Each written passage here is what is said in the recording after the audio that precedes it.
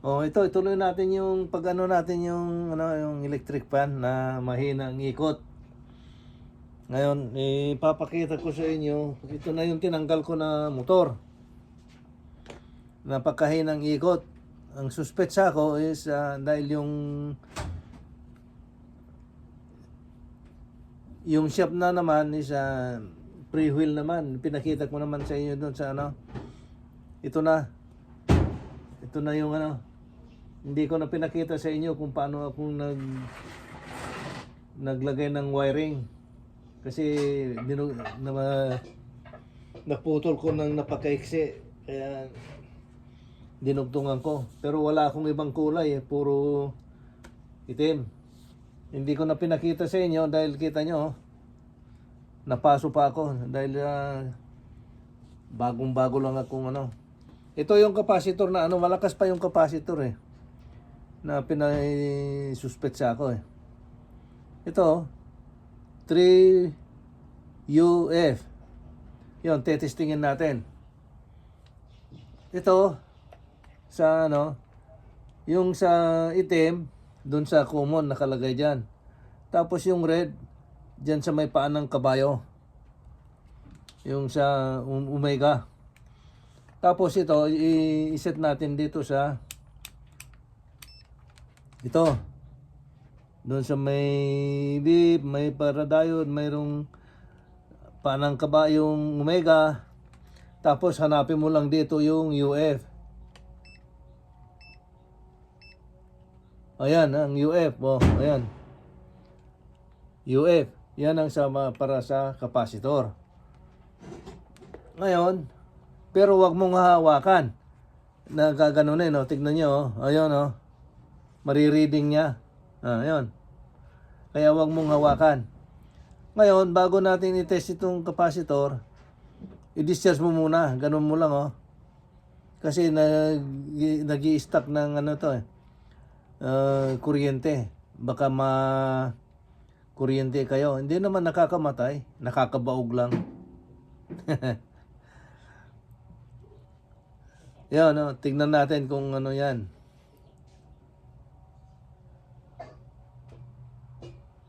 Three point, no, 313.0 UF. Yun, pwede pa. Di ba 3 lang to?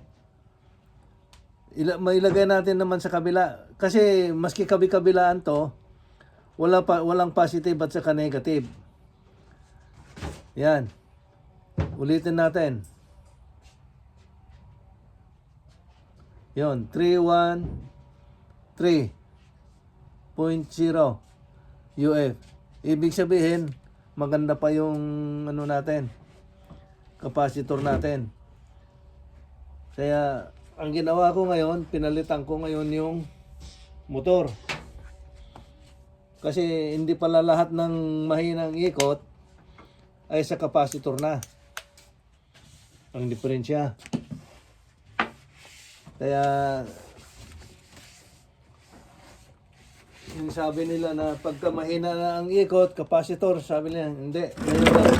Ngayon ako naniniwala na ano, hindi lahat ng mahina ang ikot, capacitor. Mayroon din pala sa motor. Yan ang sinasabi ko na pinalitan ko. Pinalit ko, yung mga yan.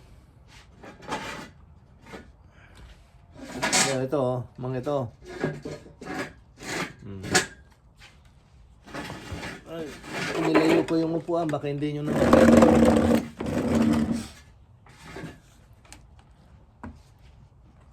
Ngayon, maghanap na dito. Hindi ko na, yung sabi ko na hindi ko na pinakita yung paghinang ko. Pero ngayon, papakita ko sa inyo kung paano maghanap ng speed at saka yung common para makita natin yung speed bago natin makita yung speed. Ayan. Ngayon, bago ilagay yung iba, nilalagay, mayroon silang sa ohms. Ito. Yung sa Omega, yung sapatos ng kabayo. Yung iba, mayroon silang times 1K, times 10K. Pero ako, wala. Kaya dito ko na lang nilagay dito sa 4 speed na 400 na may beep. Mag-beep at saka mag-reading. Ayan o. Kikita nyo? Ayan. Ayan.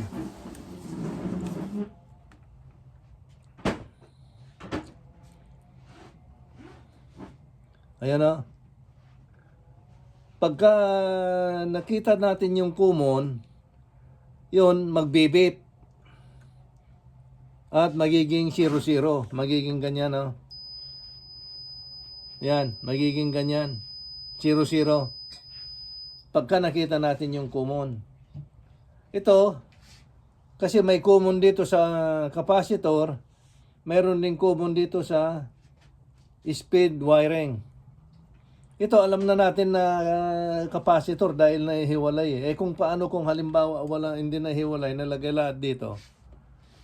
Kaya yan ang pag-aaralan natin na kung halimbawa nagsama-sama para hindi tayo malilito.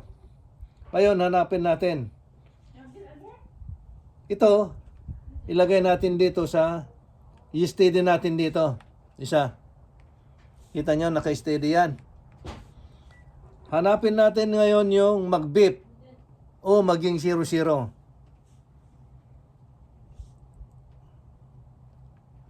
Yun, dito sa ano yan, sa capacitor yan. O ngayon dito. O, hindi yan. Hindi yan. Hindi rin yan. Hindi rin yan. Ngayon, ilipat natin to. Yung mag-steady. Ilipat natin dito. Ngayon. Para hanapin, yung sabi ko na unahin natin na hanapin yung common. To. Hindi yan. Hindi yan. Hindi rin yan. Oh, ito na. Ayun, oh. Yung may reading, di ba? Ay, walang reading. At saka nag-beep. Yun, ito na ngayon ang capacitor. Ay, yung sa common. At saka ito rin ang common niya nito. Buhulin ko na para alam ko na na yan ang para sa yung sa common. Ngayon, hanapin natin ngayon dito ang speed. Di ba ito sabi ko, yung isang buhol na malaki, yan ang common. Kaya yan na hanapin natin ngayon ang speed. Mga speed, kung anong speed. Pero ang ang pinakamataas na reading, yan ang dito sa capacitor. Kung halimbawa hindi natin hindi nakaala yung nagsama-sama sila lahat dito. Pero ngayon ito yung nakahiwalay na sabi ko, hindi alam na natin. At saka yung sumunod na pinakamataas na reading, yan ang number 1 na sa speed. Tapos yung pangalawa, yan ang second. Yung pinakamababa, yan ang pinaka number 3. Baliktad. Yung ibig kong sabihin is high, number 1. Yung medium na reading, yan ang number 2. Yung pinakamababa, yan ang number 3. Yan ang pinakamalakas. Kaya isusulat natin dito ngayon. Pero wala akong lugar na pagsusulatan na makita nyo. Isusulat ko na lang sa Ngayon, mag-ano natin. Yung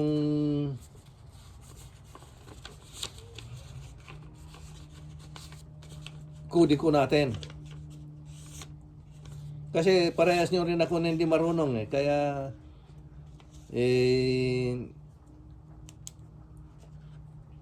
ilagay ko isang buhol,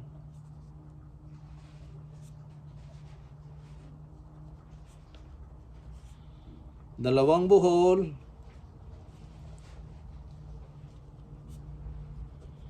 walang buhol,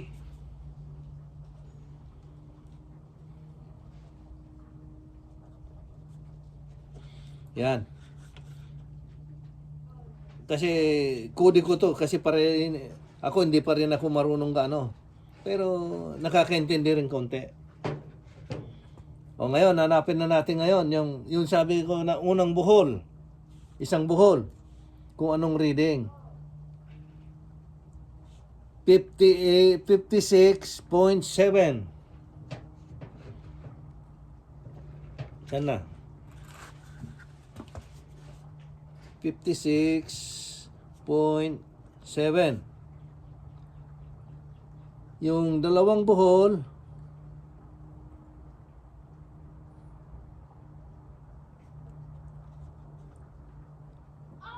$111.3. 111.3. Yung zero buhol,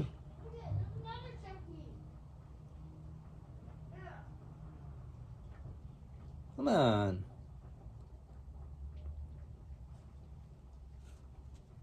144.2. 144.2. O ngayon, di ba ang sabi ko is yung pinakamababa yan ang number 3. O ito yung yung pinakamataas na reading, yon ang pinakamataas sa capacitor dito. Yung pinakamataas. Yung ganyan, no?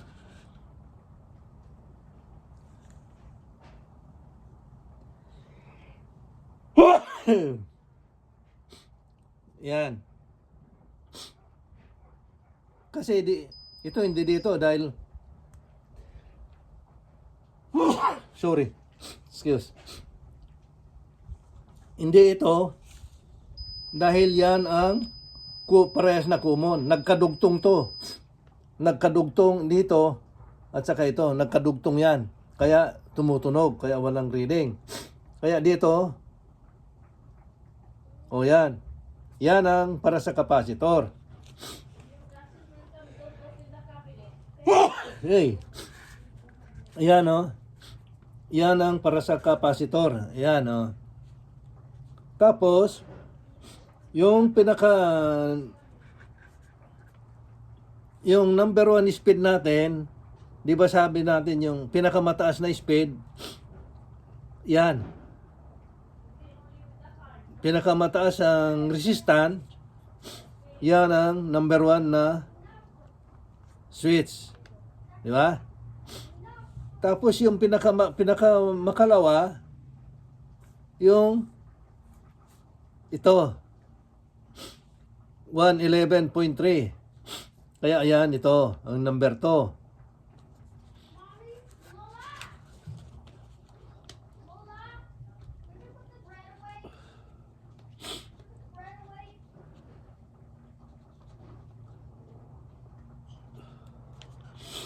Kaya yun ang yung pinakababa 56.7. Yan ang number 3.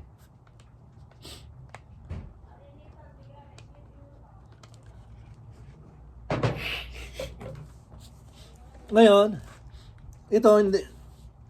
Ngayon, hanapin mo naman dito ngayon ang yung reading niya. Number 1, number 2 and number 3. Kung saan naman. Ngayon, kasi ito na ngayon yung kasi lang naman to repair na to ito yung speed niya. Di ibig sabihin ganyan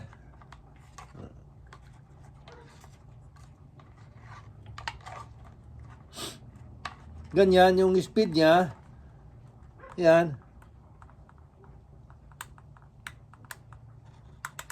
Yan zero. Ngayon, pagka yung unang pihit mo is number, yan ang high speed. Yung sa unang pihit. Kaya, alam mo na, 1, 2, 3. Kaya alam mo na kung saan ang number 1 at number 3 ngayon. Ngayon, ang paghanap naman kung dito, kung halimbawa, dito mo naman iipitin naman ngayon. Saan na?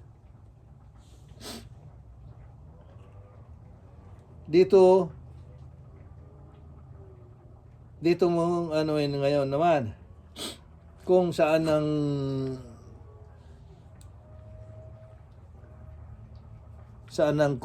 kung saan ka kukuha ng switch niyan. Dito, yipit mo lang dito. Yung papunta rito. Yipit mo diyan. Tapos ikalagay mo rin dito yung isa. Teka, kunin ko yung isa nga.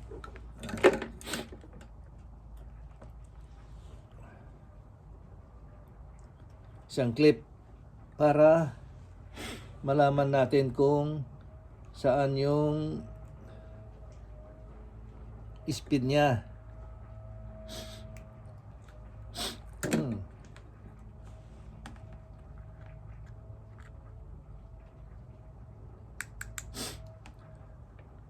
Yan, ang position niya ngayon dyan is, yung position niya ngayon dyan is sa off. Ngayon, iipit mo rito. Hanapin mo dito. Kung hindi ko sigurado kung saan dito ang nakakabit dyan. Pagka tumunog, di yan ang... hindi yan. Hindi yan. Kasi napihit na. Ito. Yun. Ito ngayon ang number 3. Tapos, yung number 2,